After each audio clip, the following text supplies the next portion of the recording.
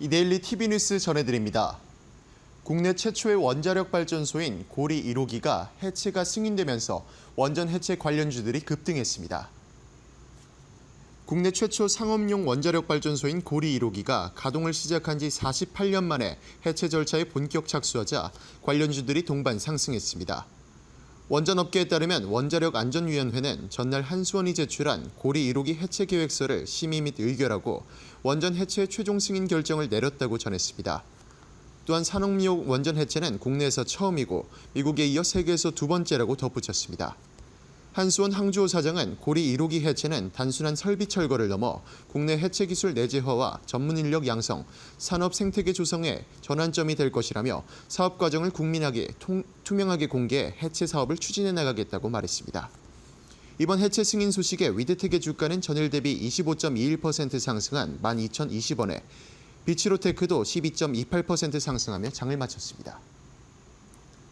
북대서양 조약기구 나토의 방위비 증액 소식과 중동 분쟁 재점화 가능성 등으로 국내 방산주가 강세를 보였습니다. 중동 분쟁 완화의 여파로 잠시 조정세를 보였던 방산주가 중동 분쟁 재점화와 방위비 증액 소식으로 상승세를 나타냈습니다. 나토는 지난 25일 네덜란드 헤이그에서 열린 정상회의에서 2035년까지 32개 회원국의 국방비를 각각 GDP의 총 5%로 증액하기로 합의했습니다.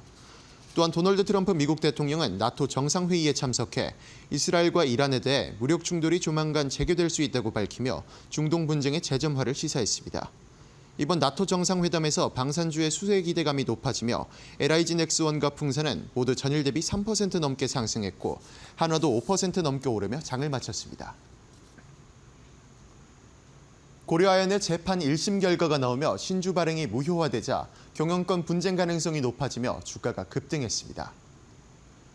고려아연과 최대 주주 영풍 간의 경영권 갈등을 둘러싼 1심 재판에서 영풍이 승소하며 경영권 분쟁 심화 가능성이 제기되자 고려아연의 주가가 급등했습니다. 재판부는 영풍이 고려아연을 상대로 제기한 신주 발행 무효 확인 소송에서 원고 승소로 판결했고 외국의 합작법인이 아닌 HMG 글로벌에게 이뤄진 신주 발행은 고려아연 정관을 중대하게 위반해 기존 주주의 신주 인수권을 침해한다며 고려아연의 신주 발행을 무효로 한다고 판결했습니다.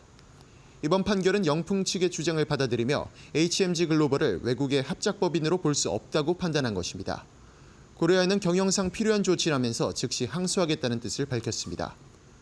이번 재판 소식에 고려아연의 주가는 6.43% 상승한 84만 4천 원에 장을 마쳤습니다.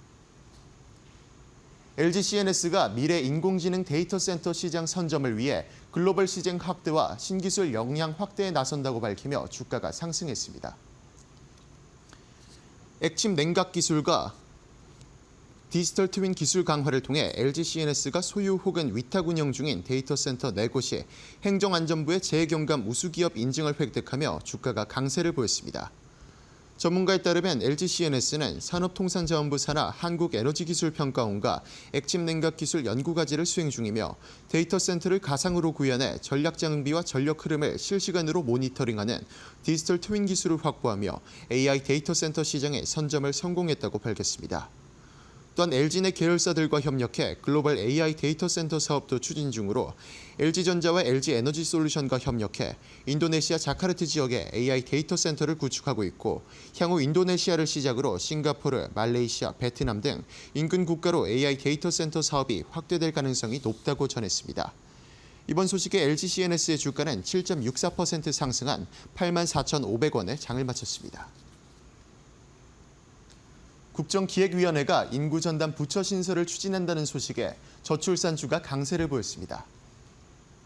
다음 주 국정위원회가 인구 태스크포스를 출범시키고 인구부와 같은 정책 전담 조직을 구성하는 방안도 논의하기로 하면서 저출산 관련주가 강세를 보였습니다.